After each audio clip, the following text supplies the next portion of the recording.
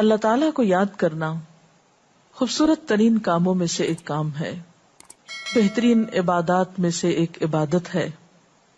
قرآن پاک میں اللہ تعالیٰ اس کے بارے میں فرماتے ہیں وَلَذِكْرُ اللَّهِ أَكْبَرُ، اور اللہ کا ذکر بہت بڑا کام ہے، بہت اچھا کام ہے۔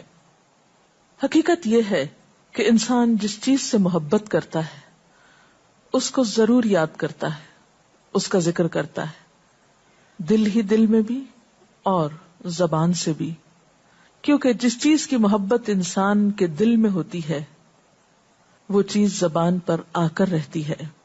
یہ ہو نہیں سکتا کہ ہم اللہ تعالیٰ سے محبت کرتے ہوں، دل میں اس کو یاد کرتے ہوں، پھر زبان سے اس کا ذکر کرنا بھول جائیں۔ ذکر الہی تو بندہ مومن کی زندگی میں غیر محسوس طریقے سے شامل ہو جاتا ہے، اس کی اس طرح عادت ہو جاتی ہے کہ انسان اٹھتے بیٹھتے چلتے پھرتے تنہائی میں سب کے بیچ میں بیٹھ کر اپنے رب کو یاد کرتا رہتا ہے، دل ہی دل میں یا زیر لب وہ اپنے رب کو کسی حال میں بھی نہیں بھولتا۔ اور بھولے بھی کیوں؟ اس لیے کہ اس کی ذات پر رب کے احسانات ہر ایک سے بڑھ کر ہیں، اس کی نگاہیں ہر طرف رب کے کمالات دیکھتی ہیں، وہ ہر طرف رب کی نعمتوں کو دیکھ کر سرشار ہوتا رہتا ہے۔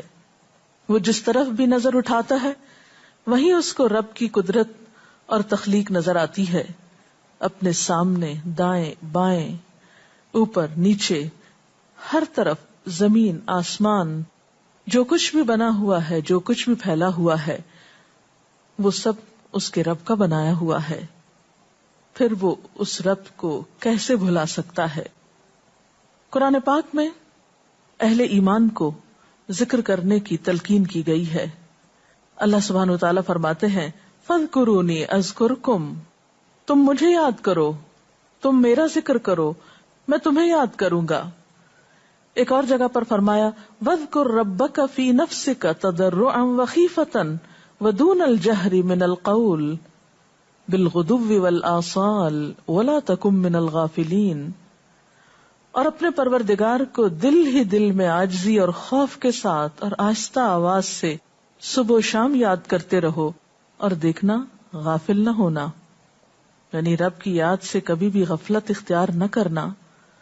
ایک اور جگہ پر فرمایا وَاذْكُرُوا اللَّهَ كَثِيرًا لَعَلَّكُمْ تُفْلِحُونَ، اور اللہ کا ذکر کرو کثرت کے ساتھ، بہت زیادہ۔ کیوں؟ لعلکم تفلحون، تاکہ تم فلاح پاؤ، کامیاب ہو جاؤ۔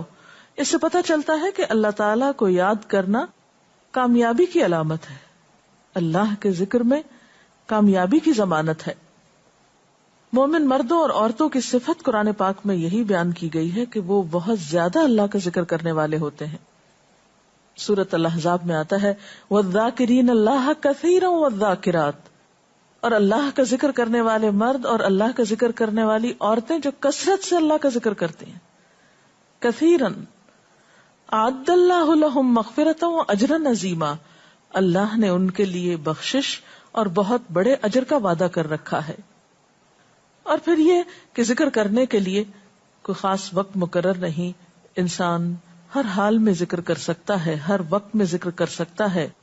نبی صلی اللہ علیہ وسلم کے بارے میں آتا ہے کان یذکر اللہ فی کل احیانہ، آپ ہر وقت میں، یعنی ہر قسم کے وقت میں، یعنی دن میں یا رات میں، صبح میں یا شام میں اللہ کا ذکر کیا کرتے تھے۔ حدیث پاک میں آتا ہے، حضرت ابو موسیٰ اشعری سے روایت ہے مثل الذی یذکر ربہ والذی لا یذکرہ مثل الحی والمیت، رواہ البخاری۔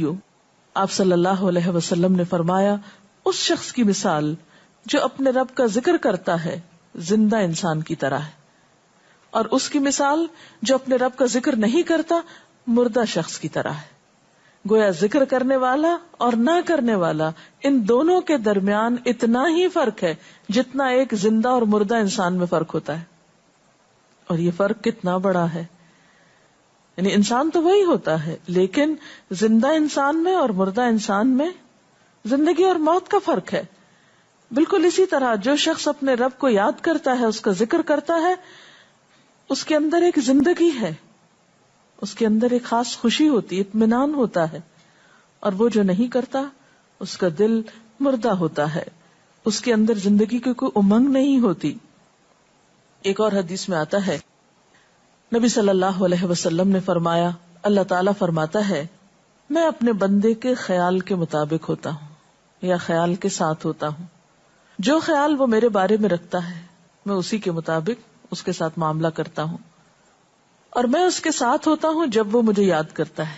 گویا ذکر کرنے والے اللہ کی مدد کے مستحق ہوتے ہیں، یعنی اللہ ایسے بندوں کے ساتھ ہوتا ہے جو ذکر کرتے رہتے ہیں. اگر وہ مجھ کو اپنے دل میں یاد کرتا ہے تو میں بھی اس کو اپنے دل میں یاد کرتا ہوں، اور اگر وہ مجھے کسی جماعت میں بیٹھ کے یعنی کسی گروپ میں یعنی پبلک میں بیٹھ کے یاد کرتا ہے تو میں اس کو اس سے بہتر جماعت میں یاد کرتا ہوں، یعنی فرشتوں کی جماعت میں یاد کرتا ہوں. تو گویا فاذکرونی اذکرکم، تم مجھے یاد رکھو میں تمہیں یاد رکھوں گا.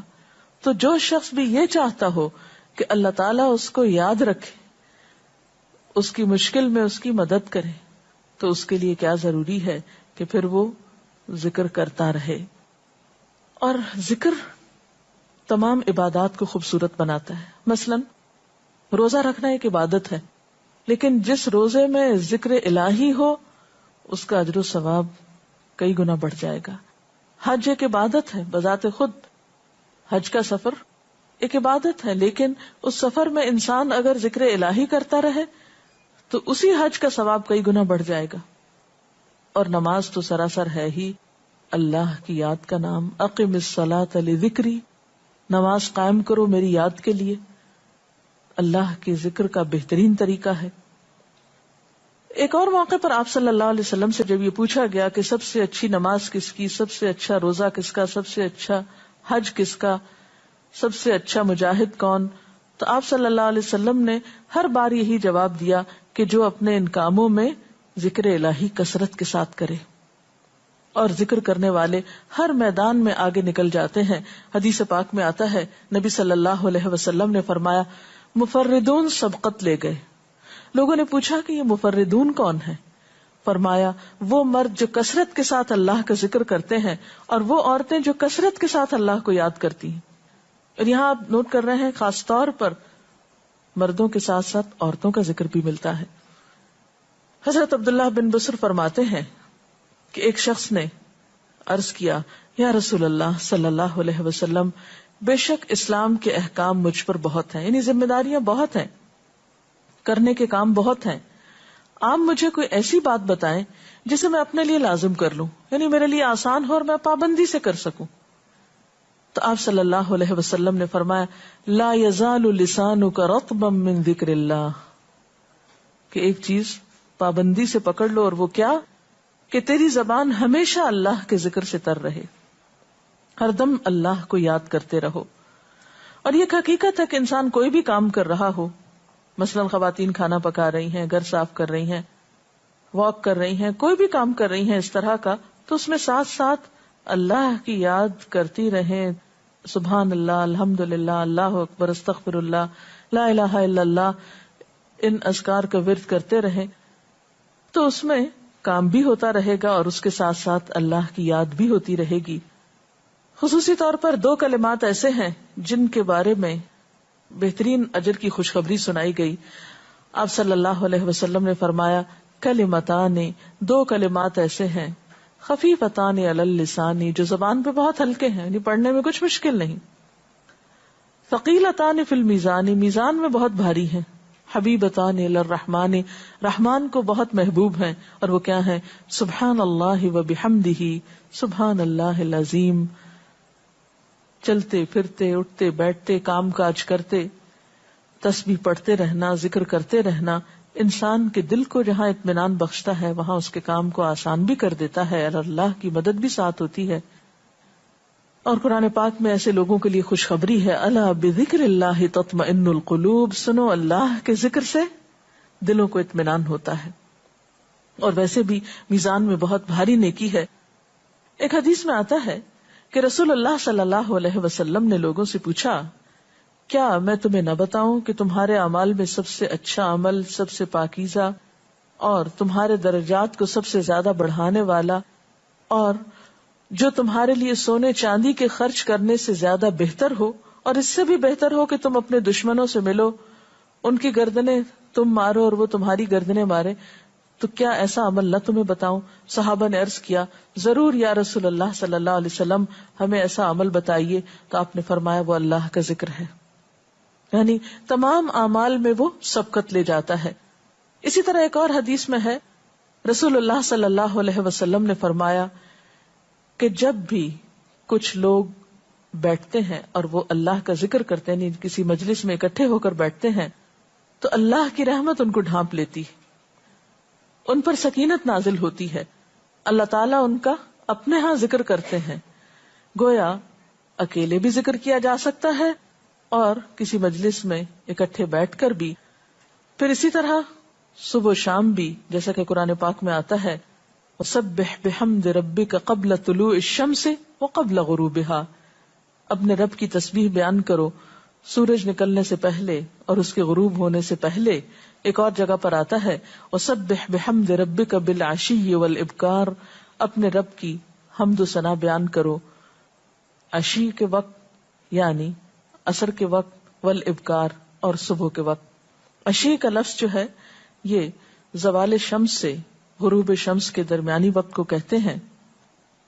پھر اسی طرح انبیاء علیہ السلام کے بارے میں ہم دیکھتے ہیں، حضرت داؤد علیہ السلام بہت خوبصورت آواز سے، بہت خوبصورت انداز میں اللہ تعالیٰ کا